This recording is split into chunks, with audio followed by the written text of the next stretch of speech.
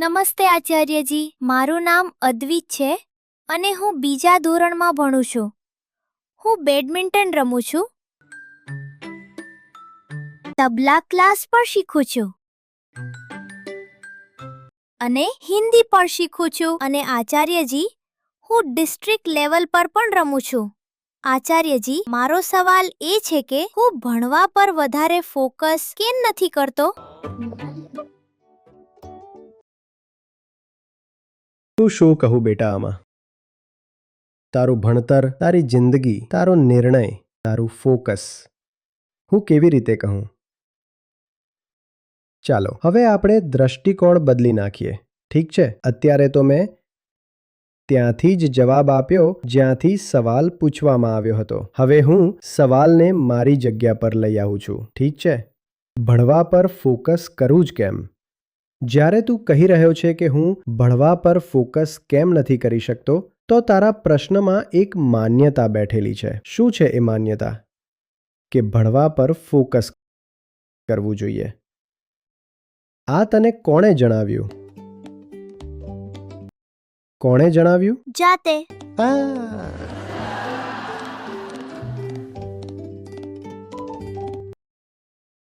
હમણાં આપણે વાતો કરી રહ્યા હતા ને કે દિલ નહીં તોડવું જોઈએ કોઈનું. જુઓ, કેટલા નાના હોઈએ ત્યારથી આપણે આ વાત શીખી લઈએ છીએ કે મમ્મીનું દિલ નહીં તોડવું જોઈએ. આ બધી ફાલતુ વાતો મમ્મીએ નથી જણાવી, મારી પોતાની છે. બેટા, જ્યારે તમે પેદા થયા હતા ત્યારે ભણતર રટતા પેદા થયા હતા? મમ્મીને પૂછો, જ્યારે તમે પેદા થયા હતા ત્યારે તમે એવું બોલ્યા હતા કે પેન્સિલ લઈને આવો? હા, કોઈકે તો જણાવ્યું હશે ને કે ભણો. કોણે જણાવ્યું હતું? પપ્પા મમ્મીએ. પપ્પા મમ્મીએ. મમ્મી ફરી પણ બચી ગઈ, પહેલા પપ્પાને આગળ કરી દીધા. તો જેમણે જણાવ્યું કે ભણો, તેમણે એ પણ જણાવ્યું કે ભણતર શું વસ્તુ છે અને તારા માટે કેમ જરૂરી છે. તેમણે જણાવ્યું? તેમણે બસ એવું કહી દીધું, ભણી લો. કારણ કે તેમને પણ ક્યારેય કોઈએ નથી જણાવ્યું કે ભણવું એટલે શું. નાનો મોટો સવાલ નથી, બહુ જબરદસ્ત સવાલ છે. કારણ કે ભણવાનો મતલબ હોય છે જ્ઞાનાર્જન. અને જ્ઞાન શું છે? આનો ઉત્તર આપો સામાન્ય ફિલોસોફીના વશની તો વાત જ નથી. આપણે લોકો એ તો બોલી દઈએ છીએ કે દર્શનનું જ્ઞાન છે અને ફિલોસોફીનું જ્ઞાન છે, પણ જ્ઞાન એટલે શું? અહીં મોટા મોટા લોકો ગૂંચવાય છે. જ્ઞાન એટલે શું? તો ભણવું એટલે શું? એ તને જણાવ્યું જ નથી કોઈએ. ચાલો તારા સ્તરે આવીને જણાવું છું કે જ્ઞાન શું હોય છે. જ્ઞાન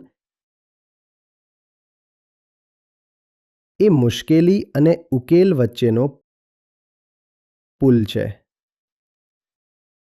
તું ક્યારેય પરેશાન થાય છે?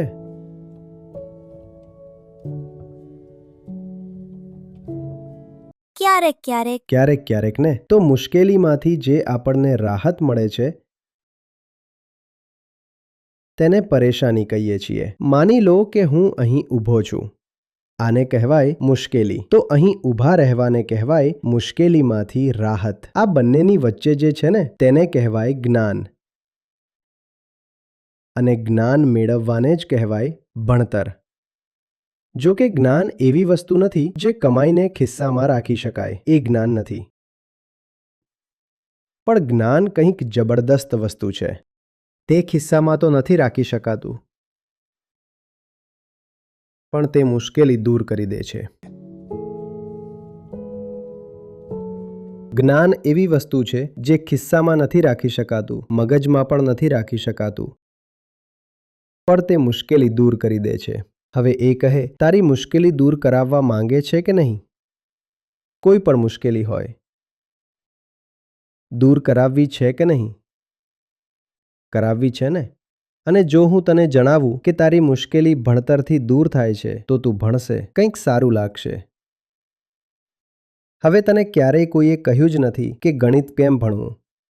બસ એ કહી દીધું કે આ લો, પહેલા ઘડિયા યાદ કરી લો, પછી આ કરો, લસા કાઢો. હે ને? ક્યારેય કોઈએ જણાવ્યું કે મેથ્સ કેમ ભણવું?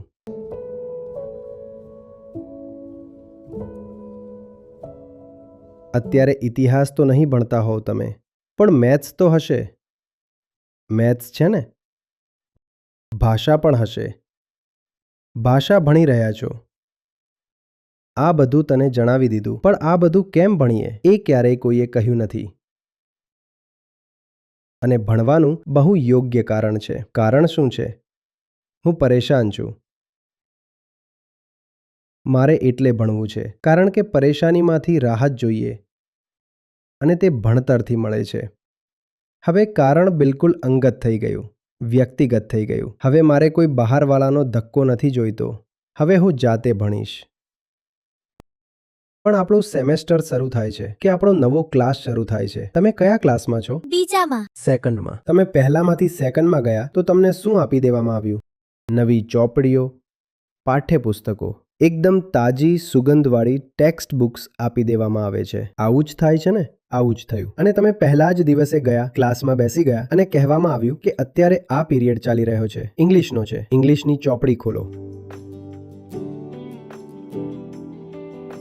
કોઈએ જણાવ્યું ક્યારે કે ઇંગ્લિશ ભણીએ કેમ? કે મારી જિંદગીમાં અને ઇંગ્લિશમાં નાતો શું છે? ક્યારેય કોઈએ જણાવ્યું નહીં. જણાવ્યું બસ સીધું કહી દીધું ઇંગ્લિશ ભણો. અને આગળ તો હજુ બહુ ધુરંધર પ્રકારના વિષયો આવશે. ભૂગોળ. તેમાં તેઓ તને જણાવશે કે ગ્લેશિયર શું હોય છે, આર્કટિક વાળું.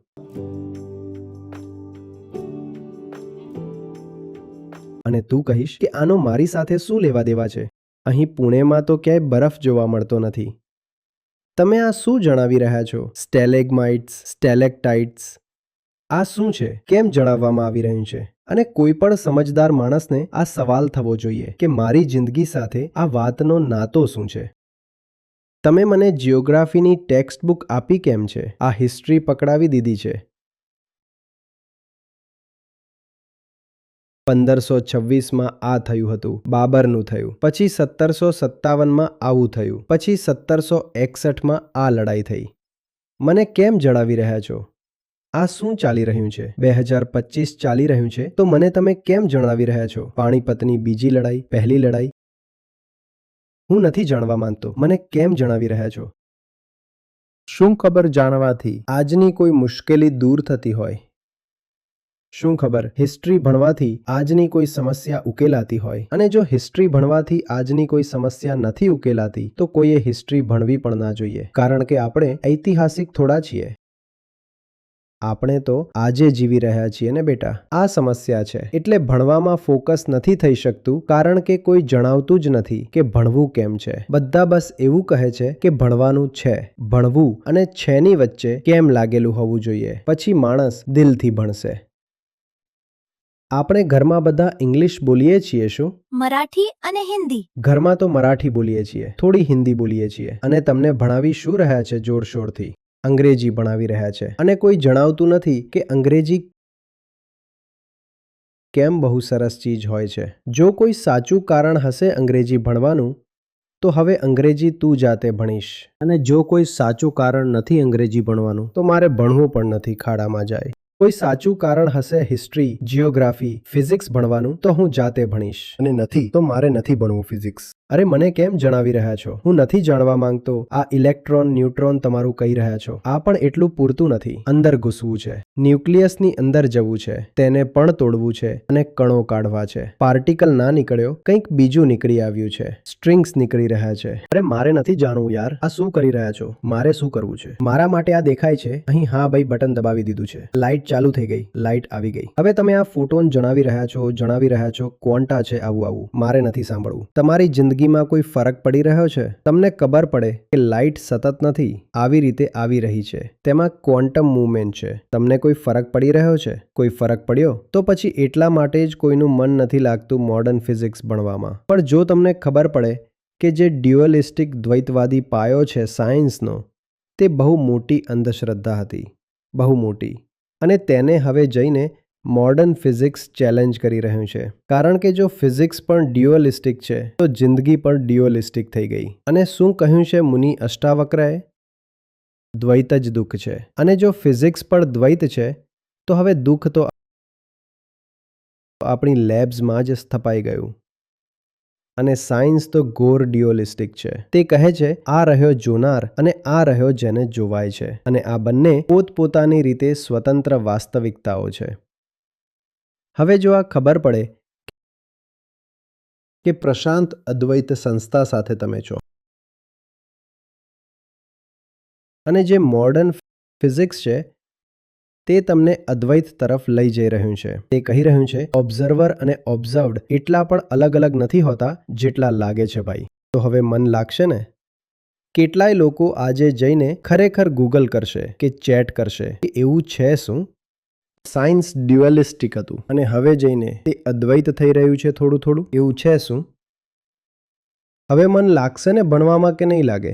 હવે લાગશે. કંઈક રોચક થઈ વાત. કેમ થઈ રોચક? કારણ કે પોતાની જિંદગીની થઈ ગઈ. કેમ? કારણ કે દ્વૈત દુઃખ છે અને મારી જિંદગીમાં દુઃખ છે. મારી જિંદગીના દુઃખનું કારણ જો દ્વૈત છે અને એ જ દ્વૈત ફિઝિક્સમાં પણ હતું, તો મારા માટે ખુશખબરી છે કે હવે મોડર્ન ફિઝિક્સ દ્વૈતને પડકાર આપી રહ્યું છે.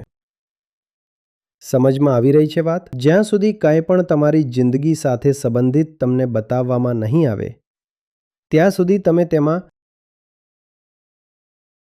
બસ આમ તેમ જ રમ્યા કરશો. કે ડિગ્રી માટે ભણી લો, કોઈ બીજા લાભ માટે ભણી લો, સેલરી માટે ભણી લો. તમારો ક્યારેય તેની સાથે કોઈ અંગત સંબંધ નહીં બને. અંગત સંબંધ તો એક જ ચીજથી બની શકે છે, જે મારા દુઃખને પડકાર આપે, જે મારા દુઃખને પડકાર આપે. તમામ જ્ઞાનનો અસ્તિત્વગત પાયો હોવો જોઈએ. અને નોલેજને તમે જ્યારે પણ એકેડેમિક બનાવી દેશો, તેને પોતાની હસ્તીથી કાપી નાખશો, તો તે બોજ બનશે. જેમ આપણા છોટું માટે કે મારે ફોકસ નથી કરવું ફાલતુની વાતો પર. શું ભણાવી રહ્યા છો? મારે નથી ભણવું.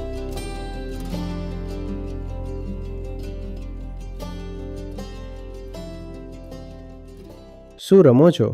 બેડમિન્ટન. બેડમિન્ટન રમો છો. હવે જો તને જણાવવામાં આવે કે તારું જે શટલ છે આના પર પણ મારો એક સવાલ છે, પછીથી બોલું છું. બેડમિન્ટન પર છે, તને જણાવવામાં આવે કે તે જે આખી રમત જ છે એ ફિઝિક્સના નિયમો પર ચાલી રહી છે, તો શું કરીશ જણાવ? અચ્છા, તું એક બોલ લઈ લે, નક્કર બોલ, અને તેને આવી રીતે ફેંક અને શટલને ફેંક. તો પેલી તરફ બીજા કોર્ટમાં પહેલા જઈને શું પડશે? એક બોલ લઈ લે, ક્રિકેટનો, ગોલ્ફનો કોઈ મોટો સખત બોલ. કેમ એવું કેમ છે? બંનેને ફેંક્યા તો શટલ પછી કેમ પડશે?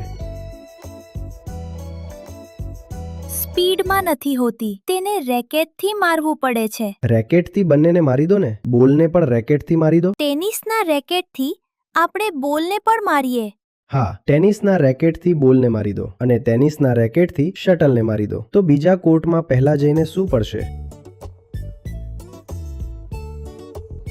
બોલ. કેમ? કેમ તે સ્પીડથી જઈ રહ્યો હતો? અરે, તે સેમ સ્પીડથી માર્યો છે. સેમ રેકેટ સ્પીડથી બંનેને માર્યા. હવે જીતવું છે કે નહીં સ્પોર્ટ્સમાં? જીતવું છે. અને સ્પોર્ટ્સ તો ફિઝિક્સ પર ચાલે છે. હવે ફિઝિક્સ ભણીશું કે નહીં? ભણીશું.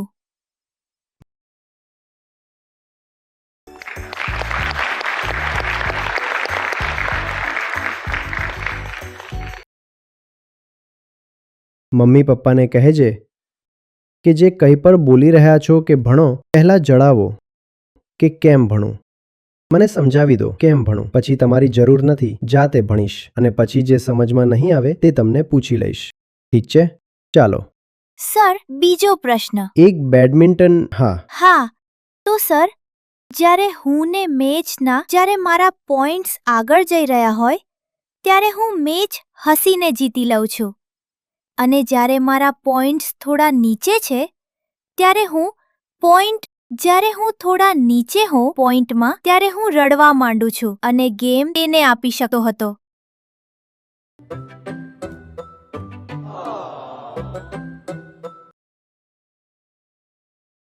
કારણ કે તને એ નથી કહેવામાં આવ્યું કે આ બેડમિન્ટનની વાત કરી રહ્યા છો ને, કે ધ્યાન રેકેટ પર આપો અને શટલ પર આપો અને સામેવાલાના મૂવમેન્ટ પર આપો. જ્યારે તું શરૂ જ કરી રહ્યો હતો ને ત્યારે કોઈએ ધીરેથી તારા કાનમાં ફસફસાવી દીધું કે ધ્યાન સ્કોરબોર્ડ પર આપો.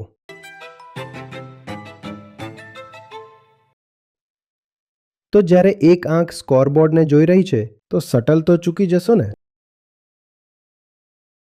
હા, કેટલા સારા સારા પ્લેયર્સ હોય છે. હા ત્યાં નથી રહેતું. હા ત્યાં સ્કોરબોર્ડ નથી રહેતું. અહીં રહે છે ને, ત્યાં નથી રહેતું. અહીં તો રહે છે ને, સ્કોર તો યાદ રહે છે.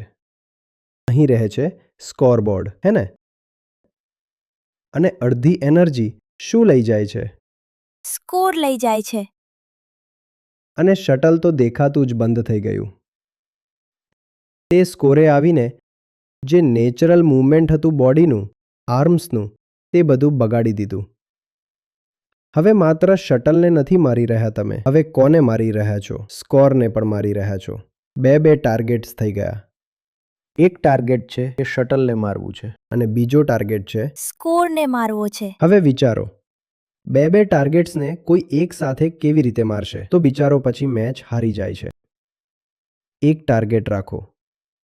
ગીતા આને કહે છે નિષ્કામ કર્મ. આગળ તેમાં શું થશે તે ન વિચારો. શટલ છે તો શટલથી રમો, સ્કોરથી ન રમો.